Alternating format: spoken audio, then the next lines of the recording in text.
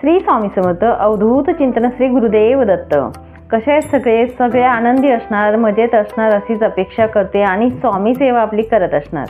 तर तुम्हाला आजचा विषय मी घेऊन आलेली आहे की तुम्हाला थंबनेल बघून किंवा टायटल बघून समजलं असेल की अमावस्या जी येत आहे, आपली अमावस्या येत आहे शुक्रवारच्या दिवशी. तर शुक्रवारी अमावस्या येत आहे, दर्श अमावस्या आहे. त्या दिवशी आपल्याला सगळ्यांना सेवा करायची. आपण बघा कितीही पारायण करा, कुठलंही पारायण करा, तुम्ही संकल्पयुक्त पारायण करा, कुठलीही सेवा करा किंवा आपले 41 दिवसाची सेवा देण्यात येतात. बऱ्याचशा लोकांना काय असतं की म्हणजे आपण सेवा करत असतो पण त्याचं फळ मिळत नसतं. जसं मी मागच्या व्हिडिओमध्ये तुम्हाला बोलली की त्याचं कारण काय असतं की आपले पितृ आडवे येत असतात. म्हणून आपल्याला अमावस्येच्या दिवशी पितृ सेवा करायच्या असतात. आता पितरांच्या सेवा कुठल्या कुठल्या करायच्या, ज्या 2 मी सेवा बोलली कालच्या व्हिडिओमध्ये टाकलेल्या आहेत की 2 सेवा खूप महत्त्वपूर्ण आहेत. त्या नक्कीच तुम्ही आपल्या जीवनात आणा. ज्यांना जास्त त्रास असेल, खूप जास्त प्रमाणात की म्हणजे खूप रोजच्या रोज त्रास खूप वाढत आहे अशा गोष्टीचा, की आपल्याला पैसे टिकत नाही किंवा धान्य आपण किराणा भरतो तो किराणा टिकत नाही आहे, या गोष्टी जेव्हा घडतात तेव्हा म्हणजे आपल्या घरात पितृदोष असतात. कितीही सेवा करा तुम्ही, सेवा करूनही आपल्याला जे फळ मिळत नाही आहे, आपल्याला अपेक्षा असते की या संकल्पयुक्त सेवेने आपलं जे फळ असतं ते मला मिळेल किंवा नोकरी मिळेल किंवा लग्न जे असतं आपलं लग्नांविषयी समस्या असतात ते जमेल किंवा संततीविषयी असू देत. अशा गोष्टी जेव्हा घडतात किंवा चिडचिडपणा घरात, मुलाचं वडिलांचं जमत नाही, ह्या गोष्टी जेव्हा घडतात ना, आजारपण, आपल्या घरात आजारपण ही असतं की कंटाळून गेलो दवाखान्याला, नको नको वाटतं, तर म्हणजे आपल्याला पितृदोष असतो, बरोबर. तर आपण कितीही सेवा केल्या तरीही जर पित्रांचा दोष आपल्याला लागलेला असेल आणि पितृंचं ऋण जर असेल आपल्यावरती, तर आपण कितीही सेवा केली ती देवांपर्यंत जात नाही. मध्ये पित्र आडवे येत असतात, हे लक्षात घ्या. म्हणून आपल्याला पित्रांच्या ज्या सेवा सांगितल्या मी मागच्या व्हिडिओमध्ये आपल्याला होम बोलली होती, पितृ स्तोत्र जे ते रोज बोलायचे तर अतिउत्तम, आणि रोज होमही केला तरीही चालेल, काही हरकत नाही. पण तुम्ही अमावस्येला तरी करा असं मी सांगेल तुम्हाला. मी अमावस्येला करत असते. जसं म्हणजे आपलं मासिक धर्म वगैरे असेल तर तुम्ही करू शकत नाही ही सेवा, पण नसेल तर नक्कीच तुम्हाला सांगेल दर अमावस्येला तुम्ही करायचा आहे. आणि ज्यांना जास्तीचा त्रास आहे, जसं मी आत्ता बोलली, तर तुम्ही रोज करा. तुमच्या जीवनात नक्कीच 5-6 महिन्यानंतर बघा, लगेच तुम्ही जर रोजच्या रोज केला ना हा होम तर नक्कीच फरक जाणवेल असं सांगेल. आणि पंचमहायज्ञ असं बोललेली आहे. त्याच्यानंतर छोट्या छोट्या ज्या सेवा आहेत त्या मी नक्कीच तुम्हाला सांगते की अमावस्येच्या दिवशी आपल्याला कोणत्या कोणत्या सेवा करायच्या आहेत. पण तुम्हाला सांगेल अमावस्या ही येत आहे आपली 9 तारखेला, शुक्रवारच्या दिवशी अमावस्या लागणार आहे सकाळी 8:03 तर आपली अमावस्या आहे 10 तारखेला सकाळी 4:29 तर म्हणजे 10 तारखेला चालणार नाही, कारण सूर्य बघितलेला नाही अमावस्यानं, त्यामुळे त्या दिवशी सेवा चालणार नाहीत. आपल्याला सेवा मात्र या 9 तारखेलाच करायच्या आहेत. तर 9 तारखेला आपल्याला सेवा करायची आहेत. एका आता होमविषयी विचारलेलं होतं, त्यामुळे मी आता होम अमावस्यालाच करेल. मध्ये आपल्या पित्रांचा होम जो असतो तो कसा करायचा त्याविषयी मी सांगते, थोडक्यात सांगते, तुम्हाला नक्कीच समजेल. आणि जर मी केला ना त्या दिवशी, जर माझा काही प्रॉब्लेम नाही आला, व्यवस्थित होम जर मी केला, म्हणजे केला, जर प्रॉब्लेम आला नाही तर नक्कीच करेल, तर व्हिडिओ करून नक्कीच मी तुम्हाला टाकेल आणि करून ठेवेल तो मग.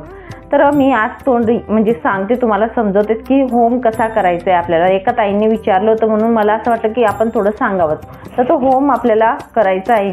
पितृस्तोत्र रोज वाचलं नुसतं दिवा लावून तरी चालेल, पण अमावस्येच्या दिवशी हा होम तुम्ही करायचा आहे. आता होम करत असताना हे बघा, आपलं नित्यसेवेचा ग्रंथ आहे, बरोबर. नित्यसेवेच्या ग्रंथामध्ये 170 पान नंबरवरती दिलेला आहे. सगळी माहिती तिथे अवेलेबल आहे, तुम्ही बघा, तुम्हाला व्यवस्थित समजेल. तर तुम्हाला काय करायचं आहे, जे काही म्हणजे आपले दोष असतात ते निवारण होतात आणि अध्यात्माच्या मार्गे आपण लागत असतो जर आपण हा होम केला ना आपल्या घरात, आणि सगळे प्रश्न मोकळे होतात. त्यामुळे तुम्हाला सांगेल, हे बघा, आपण स्नान करून घ्यायचं. स्नान केल्यानंतर आपल्याला दक्षिण दिशा, आपल्या घरातील जी दक्षिण दिशा असेल, दक्षिणेकडे म्हणजे आपलं तोंड यायला पाहिजे अशी जागा आपण निवडायची आणि तिथे आपण बसून आपल्याला एक गौरी घ्या. आपली एक गौरी भरपूर होते, थोडीशी छोटी गौरी घेतली तरी होते, काही आपल्याला जास्त मोठा होम नाही. 5 मिनिटं 10 मिनिटं लागतात करायला.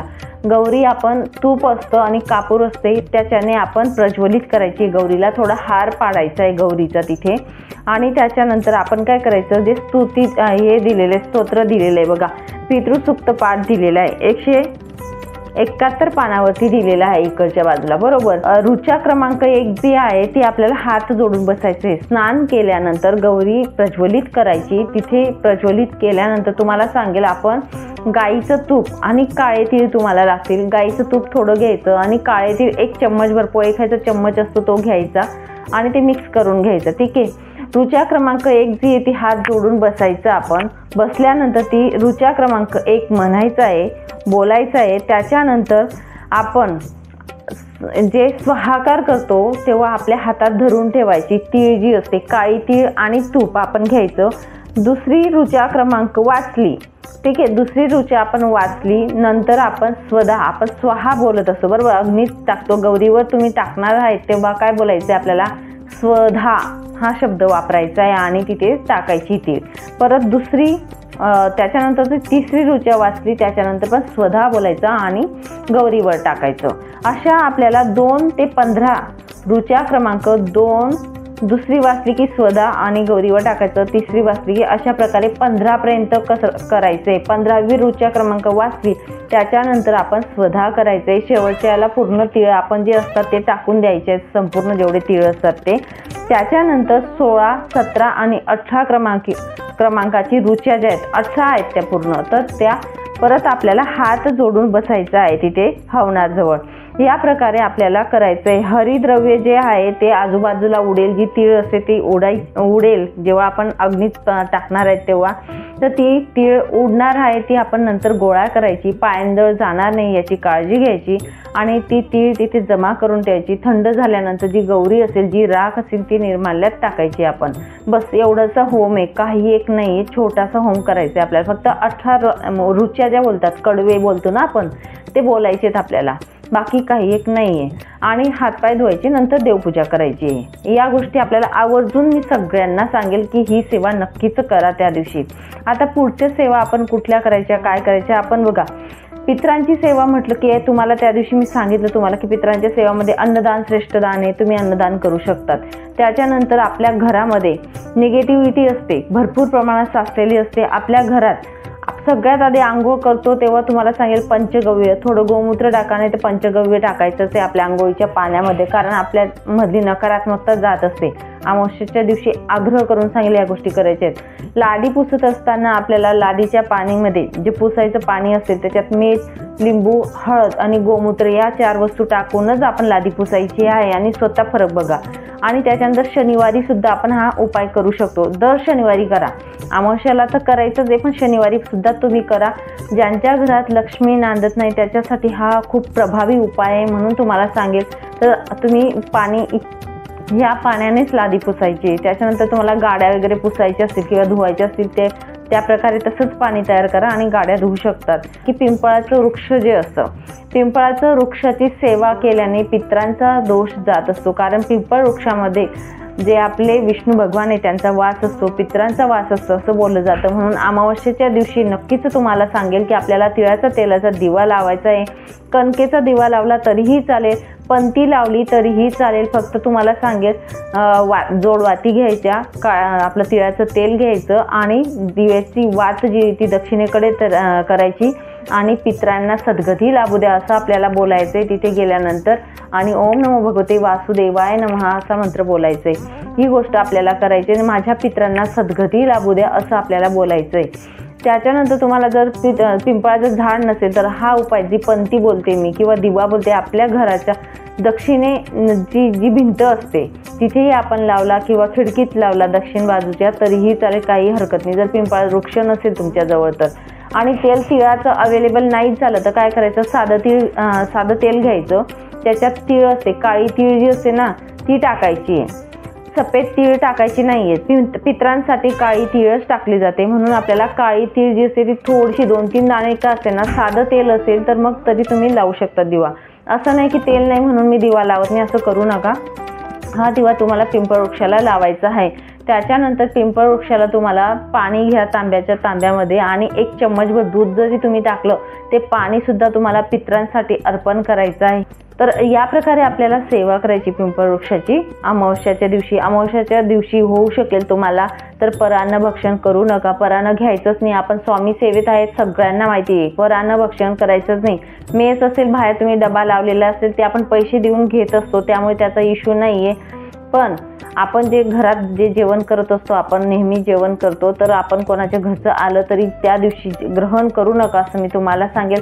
अमावस्या आणि पौर्णिमेच्या दिवशी परान्न भक्षण करत नाही. गुरुचरित्रात दिलेलं आहे की आपण जर भक्षण केलं किंवा जेवण दुसऱ्याच्या घरचं त्या दिवशी खाल्लं तर आपल्या एका महिन्याची सेवा व्यर्थ जात असते. ज्यांच्या घरचं तुम्ही जेवण करणार आहे त्यांचं माहिती नाही आपल्याला. आता सेवेकरी आहेत की नाही आहेत किंवा ते पूजापाठ करतात की नाही, त्यांचं मन, त्यांचे दोष आपल्याला लागतात. आपलं जे पुण्य असतं त्यांच्या वाटी जात असतं. म्हणून आपण परान्न भक्षण करू नका. रोजच्या जीवनात पण करायचं नाही, पण निदान अमावस्या आणि पौर्णिमा हे जे 2 असतात आपले कालावधी, त्याच्यात करायचंच नाही आहे जेवण दुसऱ्याच्या घरचं. त्या दिवशी भात बनवायचा आहे. भात जो असतो बिना मिठाचा बनवायचा आहे. अळणी भात बनवायचा आहे, नुसतं पाण्यात थोडेसे. आणि भात जो बनवणार आहे तुम्ही म्हणजे थोडाच बनवा, पातेल्यात उरायला नको. भात बनवायचा आहे, एका वाटीमध्ये घ्या, त्याच्यावरती थोडं दही टाका आणि दही आंबट असलं तर अतिउत्तम. मीठ टाकायचं नाही त्या भातामध्ये. अळणी बनवायचा आहे आणि तो जो नैवेद्य असणार तो आपण टेरिसवरती ठेवून यायचा आहे. पित्रांच्या नावाने दक्षिण दिशा किंवा भिंत असेल त्या दिशेला आणि नमस्कार करून यायचं आहे. पाणी ठेवलं एका वाटीमध्ये तरी चालेल पित्रांसाठी. आणि भात आणि दही हे आपण 12च्या सुमारास ठेवायचे. पित्रांचा जो कालावधी असतो बघा, 11:30 ते 12च्या आसपास जो कालावधी असतो ना, त्यावेळेस ठेवायचा प्रयत्न करा. तुम्ही जर बोला 2 वाजता आणि 3 वाजता असं नाही करायचं. काहीतरी वेळ काळ बघून. आपण कसं वेळेवरच जेवतो, मग ते तरसून येतात तसं बोललं जातं ना, त्या प्रकारे होतं. आणि मग ते आपल्याला शाप वगैरे देतात. त्यांना वाईट नसतं पण आपल्या पण काहीतरी चुका असतात. आपण वाईट असतो का? नाही. कारण जे काही असतं आपल्याजवळ किंवा काही गोष्टी असल्या, प्रॉपर्टी असू द्या, पैसे असू द्या, सगळं पित्रांपासून म्हणजे आपल्या पूर्वजांपासूनच मिळत असतं. मग त्यांच्यासाठी आपण थोड्याफार सेवा करायची असतात. त्यांना तृप्ती लागली, त्यांना ते शांत असले, ते प्रसन्न असले, आनंदी असले ना, तर आपल्याला भरभरून आशीर्वाद देत असतात. आणि आपली जी 1 पटीने प्रगती असते ना, ती 10 पटीने पुढे सरकत चालते आणि आपल्याला ते म्हणजे स्वतःला मिळत जातं. अजून एक मी सुंदर, आता व्हिडिओ खूप मोठा होऊन जाईल, पण एक सुंदर असा उपाय मी सांगेल आणि तो मी म्हणजे केलेला आहे. आजारी व्यक्ती असतील तुमच्या घरात किंवा मग चिडचिड करणारा व्यक्ती जर असेल तुमच्या घरात, तर त्यांच्यासाठी एक सुंदर असा उपाय सांगेल मी. एका डिशमध्ये तेल घ्या.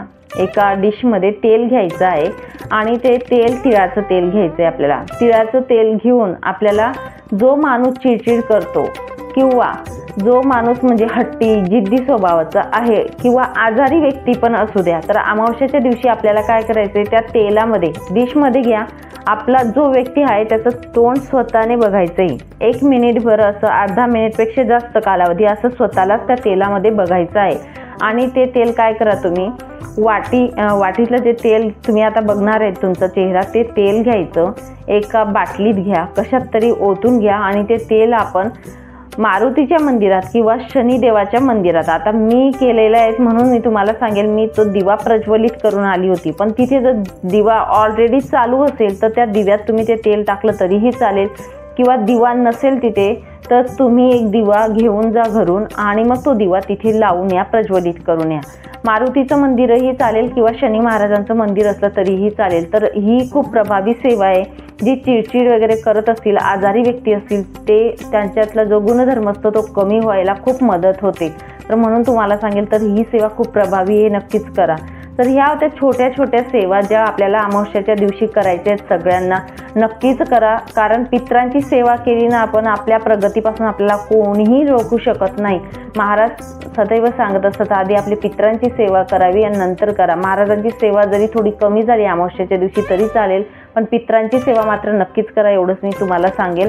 सांगितलेली सेवा जी ती महाराजांच्या चरणी अर्पण करते आणि इथेच विराम घेते. नंतर अजून भेटेल पुढच्या व्हिडिओमध्ये नवीन माहितीसोबत, नवीन विषयासोबत. तोपर्यंत श्री स्वामी समर्थ अवधूत चिंतन, श्री गुरुदेव दत्त. माहिती आवडली असेल तर नक्कीच लाईक करा, शेअर करा आणि सबस्क्राईब करा.